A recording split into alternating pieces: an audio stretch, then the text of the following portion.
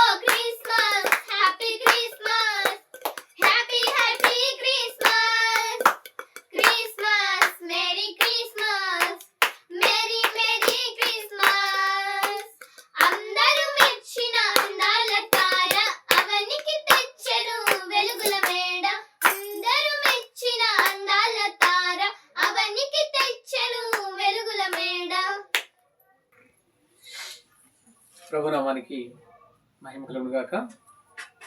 యేసుక్రీస్తు ప్రభునామన కూడి వచ్చిన మీ అందరికీ నా హృదయపూర్వకమైన వందనాలు. ఈ యొక్క 2025 క్రిస్మస్ శుభాకాంక్షలు మీకు అందరికీ తెలియపరుస్తున్నాను.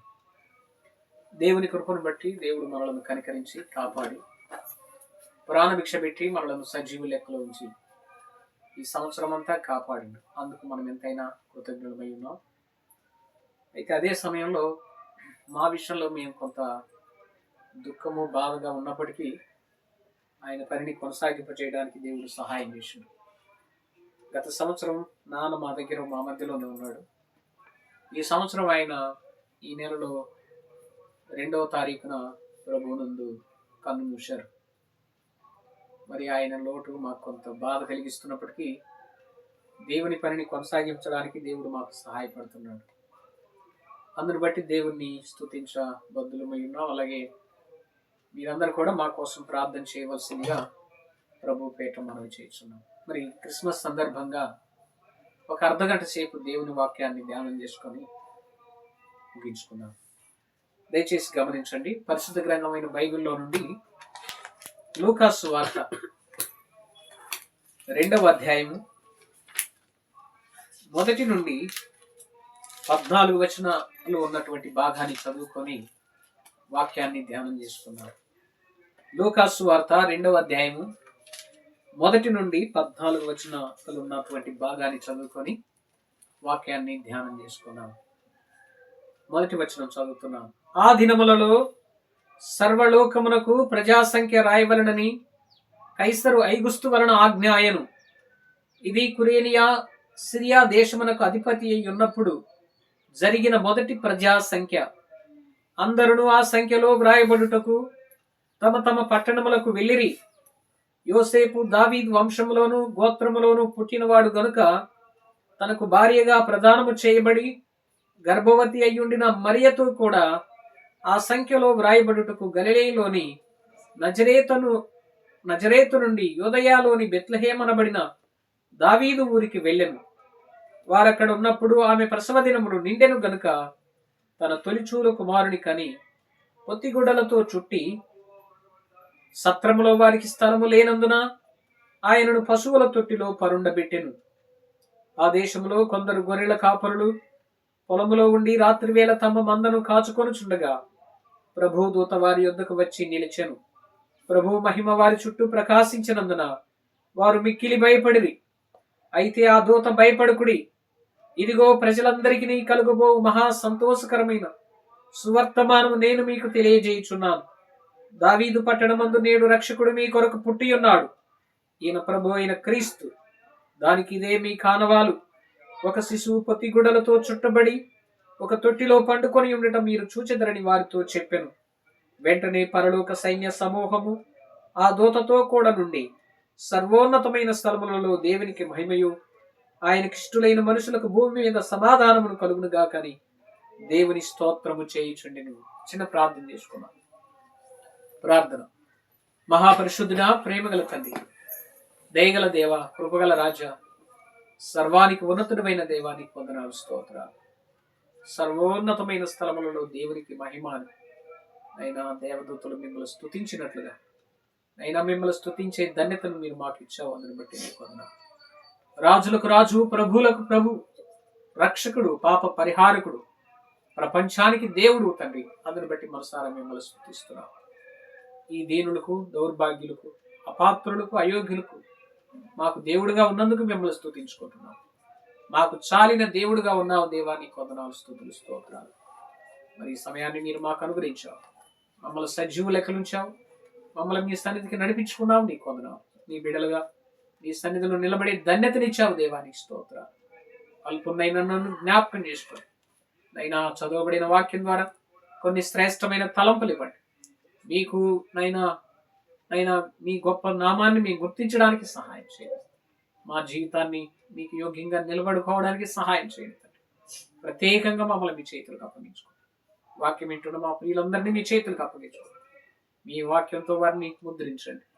మీ వాక్య జ్ఞానంతో తట్టండి, మేలుకొల్పండి. మీ సన్నిధిలో నిలబెట్టి సహాయపడదు.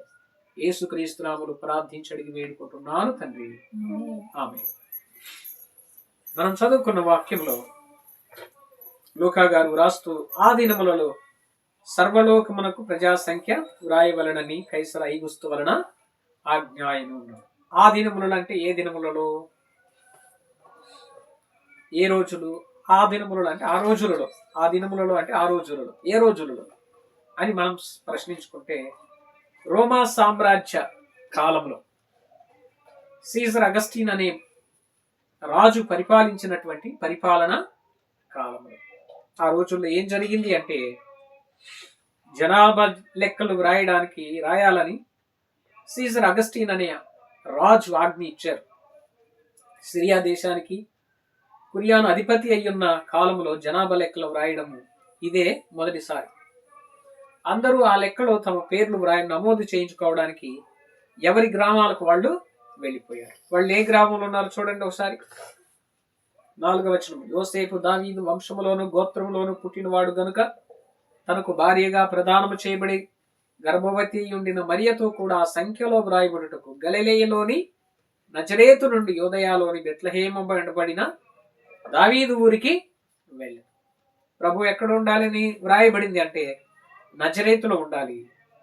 కానీ నజరేతు నుండి వాళ్ళు ఎక్కడికి బయలుదేరారు? బెత్లెహేము అనే దావీదు ఊరికి వెళ్ళారు. వాళ్ళది బెత్లెహేము, కానీ ప్రభు పుట్టాల్సింది బెత్లెహేములోనే. కానీ అక్కడే జనాభా లెక్కల ప్రకారం ఆయన జనాభా లెక్కలు వ్రాయబడ్డాయి. తర్వాత మరియ గర్భం ధరించింది, ప్రసవ దినాలు నిండిని, తన తొలిచూరు కుమారుని కని పొత్తిగుడ్డలతో చుట్టి సత్రములో, అంటే సత్రాలలో ఉండాల్సిన వ్యక్తి కానీ సత్రంలో కూడా స్థలం లేక ఆయనను పశువుల తొట్టిలో పడుకోబెట్టారు. పశువులకు నీళ్లు పోయడానికి, మేత వేయడానికి ఆ రోజుల్లో తొట్లుండేవి. ఆ తొట్టిలో పొత్తిగుడ్డలు చుట్టి ప్రభువును ఆ తొట్టిలో పొరుండు పెట్టారు. ఈయన ఎవరు అంటే గొప్ప దేవుడు, మహాఘనుడు, శక్తిమంతుడు, సర్వసంపన్నుడు, సృష్టికి ఆధారమైన వాడు, సృష్టిని కలుగజేసిన దేవుడు. మానవునిగా ఈ లోకానికి నరరూపం దాల్చి ఒక కన్యక గర్భాన పరిశుద్ధాత్మ ద్వారా ప్రభువు ఒక శిశువుగా పుట్టవలసి వచ్చింది. కన్యక గర్భాన ప్రభువు పుట్టాడు. తర్వాత జరిగిన విషయం ఏంటంటే, ఆ దేశంలో కొందరు గొర్రెల కాపరులు పొలంలో ఉండి రాత్రి వేళ తమ మందను కాచుకుంటున్నారు. అసలు లెక్క ప్రకారం మందను ఎప్పుడు కాస్తారు? గొర్రెలు కాసుకునే వాళ్ళు పగలు కాస్తారు, పగలు మేపుకుంటారు. కానీ ఇక్కడ రాత్రి వేళ అని రాయబడింది. పొలంలో ఉన్నారు, ఇప్పటికి కాచుకుంటున్నారు. అక్కడ నుండి కాచుకుంటుండగా రాత్రి వేళ జరిగిన సిచ్యువేషన్ ఏంటంటే, ప్రభుదూత వారి యొద్దకు వచ్చి నిలిచాడు. ప్రభుదూత వారి యొద్దకు వచ్చి నిలవగానే ఆ గొర్రెల కాపురుల చుట్టూ వెలుగు ప్రకాశించింది. ఆ వెలుగు ఒక్కసారిగా తెల్లగా చుట్టుకుండేసరికి, వాళ్ళ చుట్టూ నిండుకుండేసరికి వాళ్ళు భయపడిపోయారు. అప్పుడు దేవదూత అంటున్నాడు, ఇదిగో మీరు భయపడుకుడి. 10వ వచనం అంటాడు, అయితే ఆ దూత భయపడుకుడి, ఇదిగో ప్రజలందరికీ కలుగబోవు మహా సంతోషకరమైన సువర్తమానం. ప్రజలందరి కోసం. యేసు ప్రభు పుట్టుక కొద్ది మంది కోసం కాదు, కొన్ని కులాల వాళ్ళ కోసం కాదు, తక్కువ కులాల వాళ్ళ కోసం కాదు. ఆయన సర్వ మానవాళి కోసం, ప్రజలందరి కోసం. ప్రజలు అంటే ఇంక భూమి మీద ఎవరైతే ఎన్ని రకాల కులాలు ఉన్నాయో, ఎన్ని రకాల తెగలు ఉన్నాయో, ఎన్ని రకాల భాషలు ఉన్నాయో, ఎన్ని రకాల దేశాలు ఉన్నాయో, ప్రతి దేశానికి సంబంధించిన వాడు యేసుక్రీస్తు ప్రభువారు. దేవదూత చెప్పినటువంటి మాట ఇది. ప్రజలందరికీ కలుగబో మహా సంతోషకరమైన సువర్తమానం. మహా సంతోషం. ఇది సంతోషంగా ఉండవలసిన సందేశం, మంచి వర్తమానం. ఏంటి వర్తమానం అంటే, దావీదు పట్టణమందు ఎవరు పుట్టారు? నేడు రక్షకుడు మీ కొరకు పుట్టాడు. ఈయన ప్రభువైన క్రీస్తు అని రాయబడింది. ఇక్కడ క్రీస్తు అని రాయబడింది. మత్తయి సువార్తలో వచ్చేసరికి యేసు అని రాయబడింది. ఇదిగో కన్యక గర్భవతి కుమారుడి కరుడు, ఆయనకు యేసు అని పేరు పెట్టుదురు. దాని కింద వచనంలో అంటాడు, ఆయనకు ఇమ్మానుయేలు అని పేరు పెట్టుదురు అంటాడు. ప్రభువుకి ఎన్ని పేర్లు ఉన్నాయో, ఒక పేరు కాదు ఆయన. ఇన్ని పేర్లు కలిగినటువంటి గొప్ప దేవుడు. ఇంకా ఏమని రాయబడిందో చూడండి. ఈయన ప్రభు అయిన క్రీస్తు, దానికి ఇదే మీ ఆనవాలు. ఆనవాలంటే గుర్తు. ఏంటి ఆ గుర్తు అంటే, ఒక శిశువు పొత్తిగొడలతో చుట్టబడి ఒక తొట్టిలో పండుకొని ఉండటం మీరు చూచెదరు. దేవదూత గొర్రెల కాపురులకు ఒక ఆనవాలు, ఒక గుర్తు చెప్తున్నాడు. ఏంటి గుర్తు అంటే, మీరు వెళ్ళండి ఆయన చూడాలి అంటే, పశువుల తొట్టి ఉంటది, ఆ తొట్టిలో పొత్తిగుడ్డలతో చుట్టి పశువుల తొట్టిలో పడుకోబెడతారు. ఇదే మీకు గుర్తు అన్న విషయాన్ని చెప్పగానే వాళ్ళు ఏం చేశారు చూడండి. 13వ వచనం. వెంటనే పరలోక సైన్య సమూహము ఆ దూతతో కూడా నుండి సర్వోన్నతమైన స్థలములలో దేవునికి మహిమయు ఆయనకిష్టులైన మనుషులకు భూమి మీద సమాధానమును కలుగునుగా కానీ దేవుని స్తోత్రము చేయుచుండే. క్రిస్మస్ అంటే ఆరాధన. ఆరాధన అంటే ఏంటి? స్తుతించడం, దేవుణ్ణి గణపరచడం. దేవుడు ఎంత గొప్పవాడో తెలుసుకొని ఆయన్ని గణపరిచి స్తుతించడమే క్రిస్మస్.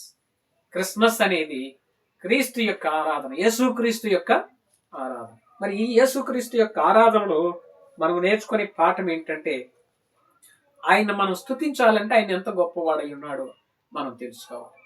మరి ఎక్కడ తెలుస్తుంది ఆయన గురించి అంటే, ప్రపంచంలో ఎక్కడ వెతికిన ఆయన గురించి తెలియదు, కానీ ఒక బైబిల్ గ్రంథంలోనే మాత్రమే దొరుకుతుంది.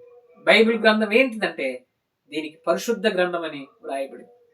చూడండి, ఈరోజు బెత్లెహేంలో, ఇజ్రాయెల్ దేశంలో బెత్లెహేంలో ఈరోజు వాటికన్ సిటీలో ప్రభువును ఆరాధించినటువంటి సందర్భాన్ని మనం చూసాం. వాళ్ళు బైబిల్ చేతిలో పట్టుకోలేదు, ఒక పులిపీఠం మీద పెట్టుకొని దేవుని వాక్యాన్ని చదివారు. ఎంత పరిశుద్ధమైందో, ఎంత పవిత్రమైందో దేవుని గ్రంథం. ఈ గ్రంథంలో ఉన్న మాటలు దేవుని వాక్కులు, దేవుని పవిత్రమైన మాటలు. ఎలాంటి పవిత్రమైనవి అంటే, 7 సార్లు నిప్పులు వేసి కరిగించి ఊది కరిగించినటువంటి మేలిమి బంగారం కంటే పవిత్రమైనవి. అందుకే ఈ గ్రంథంలో వ్రాయబడిన ప్రతి మాట కూడా పొళ్ళు గాని సున్న గాని తప్పిపోవడానికి వీలు లేదు. ఈ బైబిల్లో వ్రాయబడిన ప్రతి మాటలు కూడా ప్రపంచంలో అన్నీ ఉన్నాయి. ఇందులో వ్రాయబడిన వస్తువులు, ఇందులో వ్రాయబడిన పంటలు, ఇందులో వ్రాయబడిన ప్రజలు, రాజులు, పేర్లు, ప్రతిది కూడా ఇక్కడ జరిగే ప్రతి సిచ్యువేషన్, భూమి మీద జరిగే ప్రతి సిచ్యువేషన్ బైబిల్ గ్రంథంలో వ్రాయబడింది. బైబిల్లో లేదంటూ ఏది లేనే లేదు. కాబట్టి ఇది దైవ వాక్కు, దేవుని మాటలు. కాబట్టి మనం దీన్ని చాలా జాగ్రత్తగా చదవాలి, చాలా జాగ్రత్తగా దీన్ని ధ్యానించాలి, జాగ్రత్తగా ఈ వాక్య ప్రకారం మనము జీవించాలి. అది దేవుడు మన నుంచి కోరుకునే అతి శ్రేష్టమైన విషయం. సరే, ఈ భాగానికి కట్టుబడి ఉండి మనం కొన్ని పాఠాలు మనం నేర్చుకోబోతున్నాం. ఏంటి ఈ భాగానికి కట్టుబడి ఉండి మనం నేర్చుకునే పాఠం అంటే, ఏమని రాయబడిందంటే, రోమా సామ్రాజ్యాన్ని పరిపాలించిన సీజర్ అగస్టిన్ అనేటువంటి వ్యక్తి ప్రజాసంఖ్య రాయడానికి ఏర్పాటు చేశారు. అది దేవుని యొక్క ప్రణాళిక, దేవుని యొక్క నిర్ణయం అయి ఉంటుంది.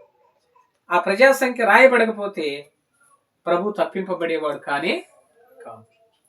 కానీ దేవుడు ఏం చేసిండు? రాజు చేతనే దేవుడు తను తాను తప్పించుకోగలుగుతున్నాడు. ఇశ్రాయేలు వారి అభిషక్తుడు బెత్లెహేములో జన్మించాలని దేవుడు కొన్ని వందల సంవత్సరాలమే వ్రాయబడింది. చూడండి, అది చూద్దాం. మీకా గ్రంథం 2వ అధ్యాయం 5వ వచనం. 5వ అధ్యాయం 2వ వచనం తీశారా? మీకా గ్రంథం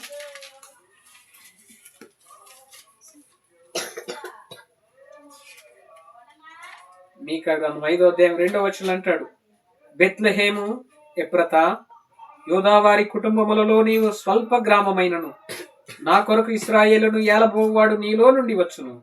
పురాతన కాలం మొదలుకొని శాశ్వత కాలము ఆయన ప్రత్యక్షమగు చుండినని రాయబడింది. దేవుని యొక్క ప్రవచనం ముందుగానే మీకా ప్రవక్త ద్వారా దేవుడు తెలియపరిచాడు. ఎక్కడ పుడతాడని? బెత్లెహేములో పుడతాడు. యేసు జన్మస్థలం బెత్లెహేం. యోసేపును మరియను తీసుకురావడానికి దేవుడు రోమా చక్రవర్తికి ఆజ్ఞగా వాడుకున్నాడు. ఇంకంత మాత్రమే కాదు, తన సంకల్పాలను నెరవేర్చుకునేందుకు దేవుడు తన జీవితంలోని అన్ని పరిస్థితులను ఉపయోగించుకోగలడు. ఆయన ఏ విధంగా అయినా మలుచుకోగలడు. ఆయన కార్యం జరగడానికి ఆయన ఏ విధంగా అయినా మలుచుకోగలడు. రాజులను కూడా వాళ్ళ మాటను ఆయన వైపు త్రిప్పుకోగలడు. ఆయన పనిని నెరవేర్చుకోవడానికి దేవుడు ఎవరినైనా వాడుకోగలడు. చూడండి, కన్య అయిన మరియను తను పుట్టడానికి దేవుడు వాడుకున్నాడు. సీజర్ అగస్టిన్ అటువంటి చక్రవర్తి, రోమా చక్రవర్తిని ఆయన పని నిమిత్తం ఉపయోగించుకోవడానికి దేవుడు వాడుకుంటున్నాడు.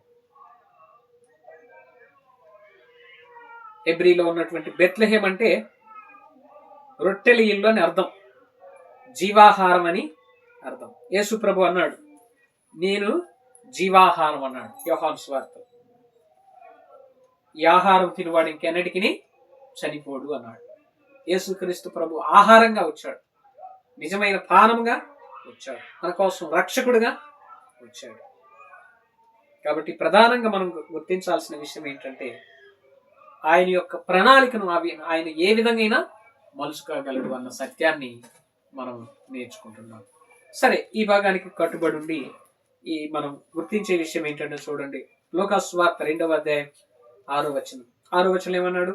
వారక్కడ ఉన్నప్పుడు ఆమె ప్రసవ దినములు నిండెను గనుక తన తొలిచూలు కుమారుని కని పొత్తి గుడ్డలతో చుట్టి సత్రములో వారికి స్థలము లేనందున ఆయనను పశువుల తొట్టిలో పరుండబెట్టారు. ఈయన ఎవరు అంటే ఈయన దేవుడు. ఎలాంటి దేవుడు? యోహాను సువార్త 9వ అధ్యాయము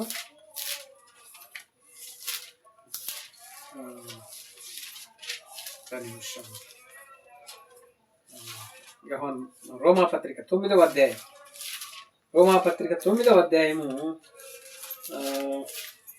అక్కడ వ్రాయబడింది చూడండి. 9వ అధ్యాయం 4వ వచనం. వీరు ఇశ్రాయేలీలు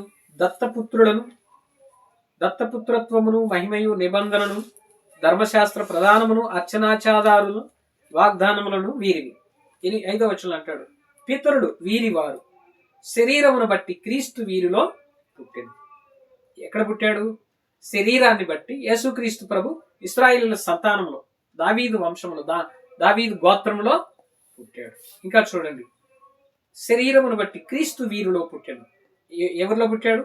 ఈయన సర్వాధికారి అయిన దేవుడై ఉండి నిరంతరం స్తోత్రార్హుడై ఉన్నాడు. యేసుక్రీస్తు ప్రభు శరీరం దాల్చి కన్యమరియ గర్భమున పుట్టినంత మాత్రాన యేసు ప్రభు దేవుడు.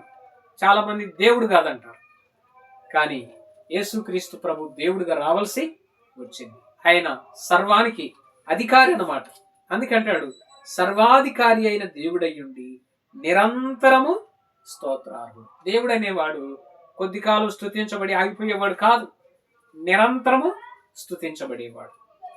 సర్వానికి అధికారి అయినటువంటి వాడే దేవుడు, సర్వాన్ని కలుగజేసిన వాడే దేవుడు. ఆయన ఎలా పుట్టాడు అంటే శరీరాన్ని బట్టి పుట్టాడు. ఎందుకు పుట్టాడు? చూడండి, ఫిలిప్పీ పత్రిక 2వ అధ్యాయము 6వ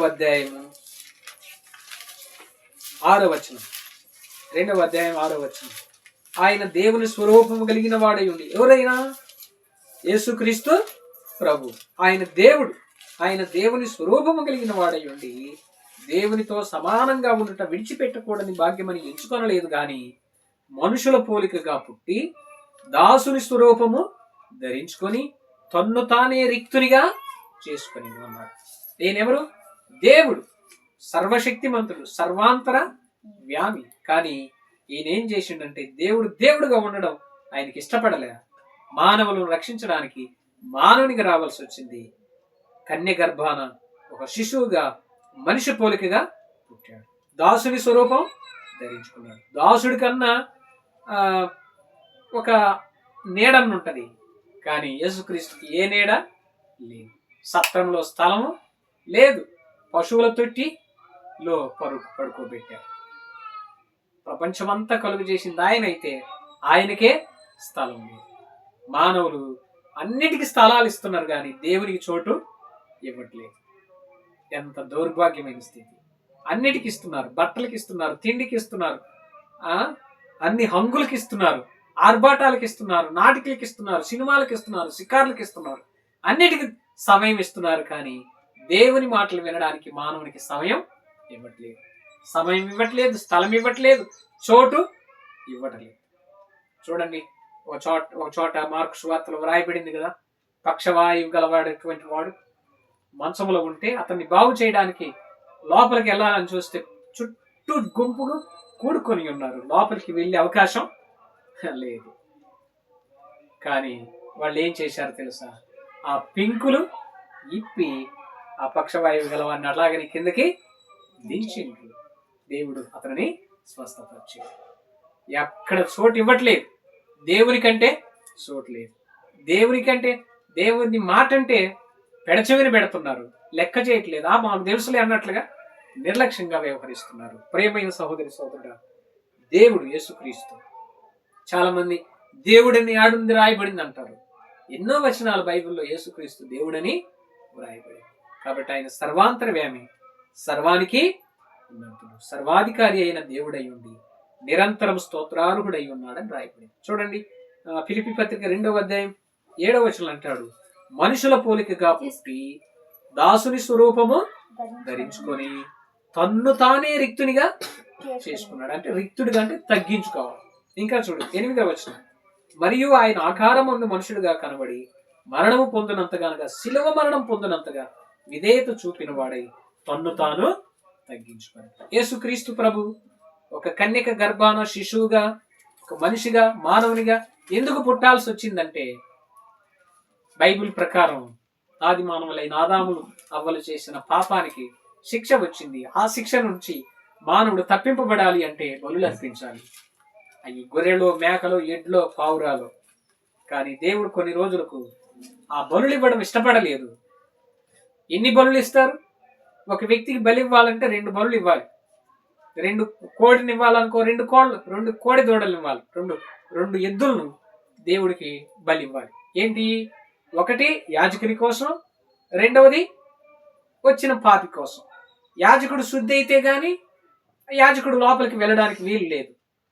రెండవది, తను శుద్ధి కాకుండా వచ్చిన పాపిని శుద్ధి చేయలేడు కాబట్టి వచ్చినటువంటి పాపి కోసం మరొక ఎడ్లు బలిచ్చేవాడు. అప్పుడు ఒక పాపి కోసం 2 జంతువులు బలయ్యాయి, 2 పావురాలు బలయ్యాయి, 2 పొట్టేళ్లు, గొర్రెలను బలిచ్చేవాడు. అర్థమవుతుందా?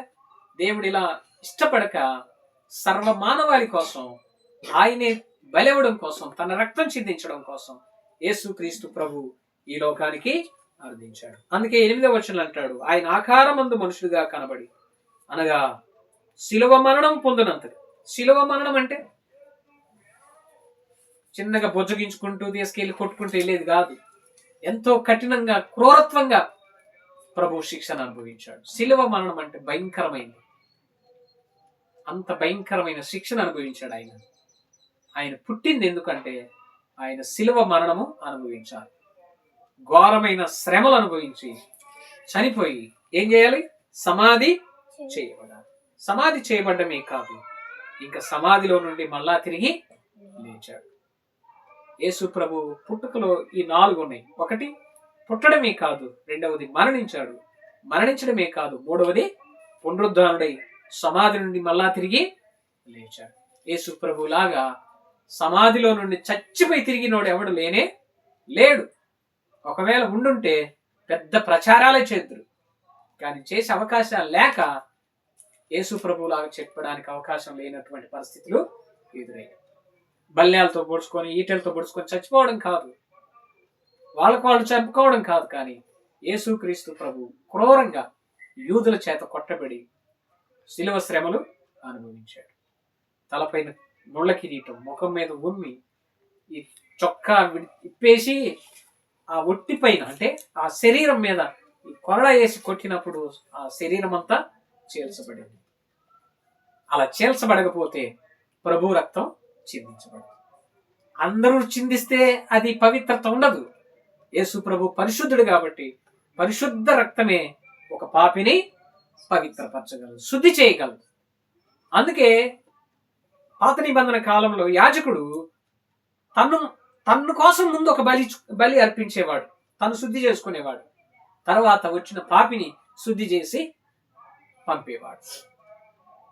అలాగా ఇద్దరు చేయాల్సిన అక్కర లేకుండా, అందరము మనం బలులు అర్పించాల్సిన అక్కర లేకుండా యేసుక్రీస్తు ప్రభు ఒక్కసారి మానవుల పాపాల కోసం ఈ లోకంలో శ్రమలు అనుభవించాడు. ఒక్కసారి సిలువ వేయబడి, ఒకసారి చంపబడి సమాధి నుండి మళ్ళా తిరిగి లేపబడ్డాడని హెబ్రీ పత్రికలో వ్రాయబడి. ప్రియమైన సహోదరి సహోదరుడా, యేసుక్రీస్తు ప్రభు పుట్టుక అర్థం ఇది. యేసు ప్రభు దేవుడు. ఆయన శిశువుగా తగ్గించుకొని పశువుల తొట్టిలో పుట్టవలసి వచ్చింది. పశువుల తొట్టిలో ఆయన పరుండ పెట్టిండు.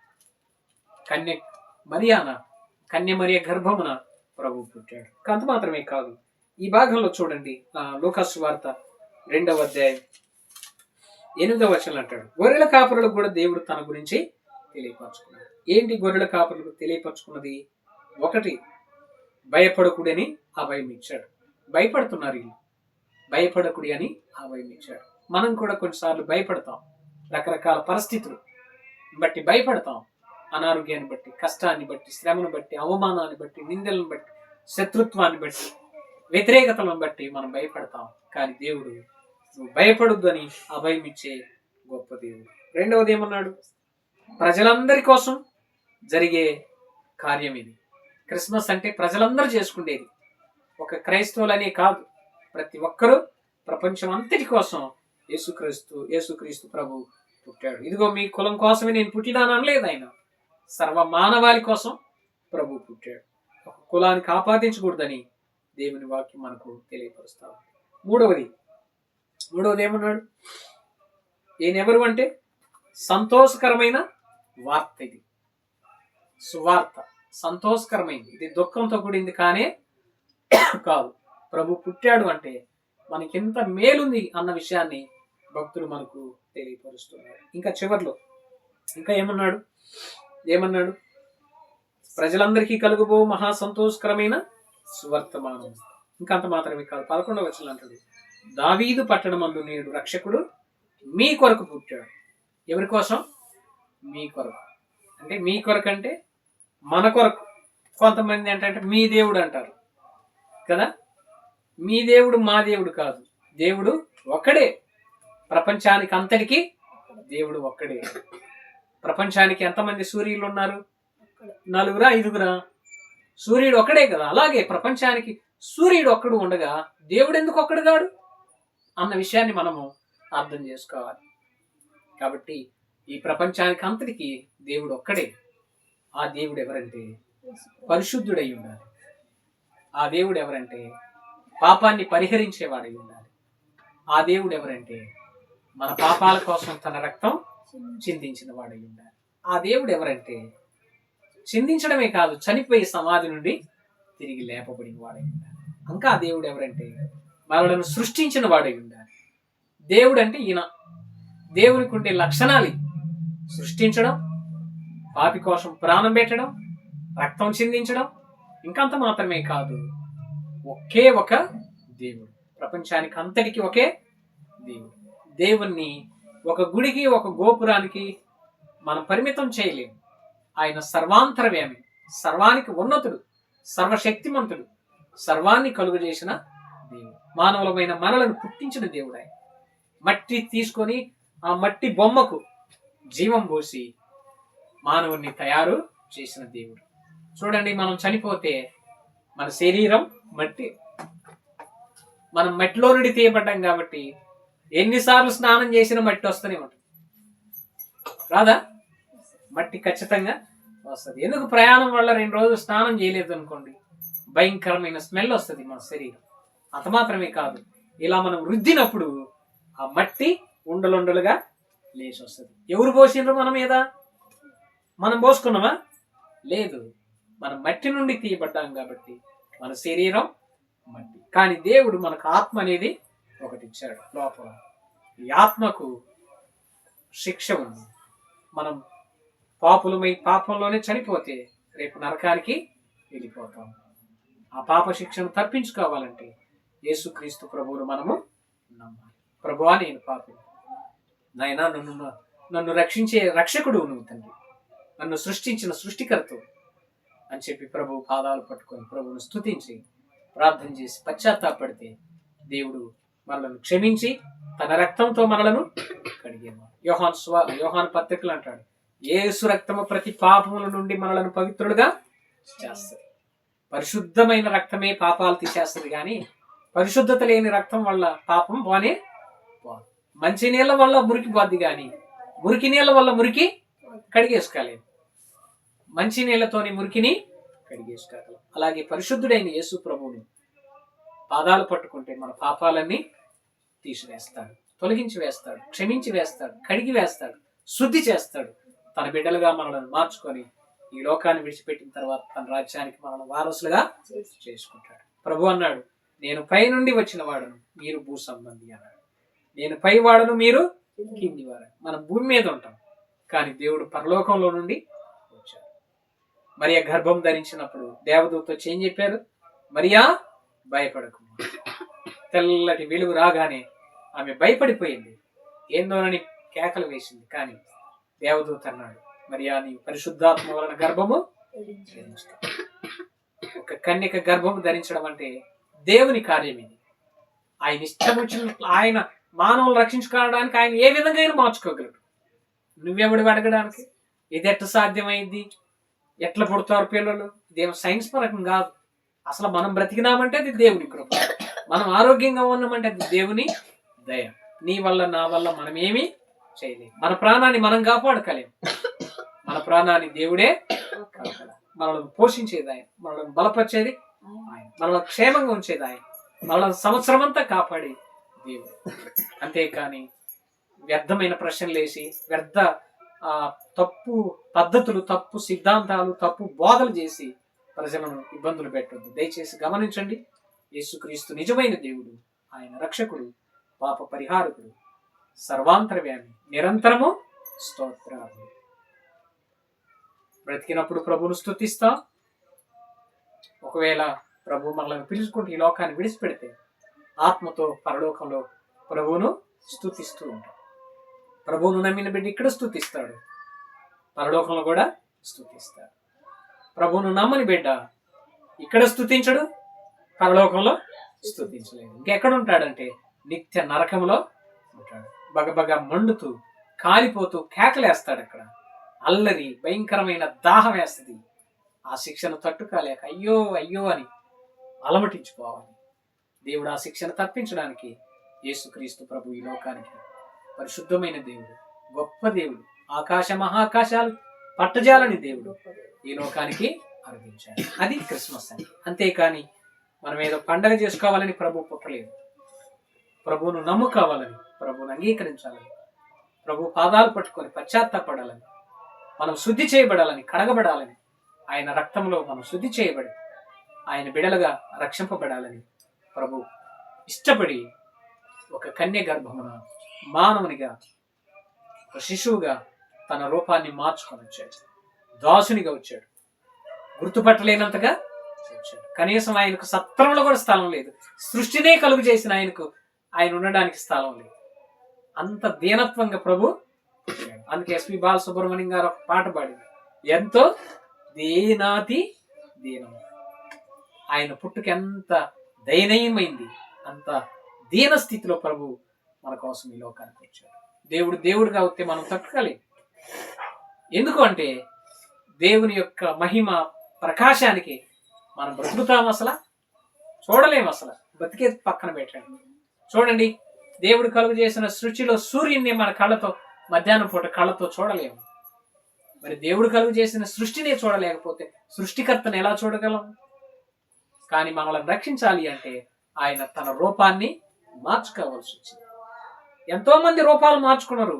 రూపం మారినంత మాత్రాన ఉపయోగం లేదు. రూపం మార్చుకున్న దేవుడు మానవుల పాపం కోసం తన రక్తం చెందించాలి. అది మాత్రమే యేసుక్రీస్తు ప్రభు గొప్ప కార్యం. పాప పరిహారం జరగాలంటే పవిత్ర రక్తం చెందించబడాలి.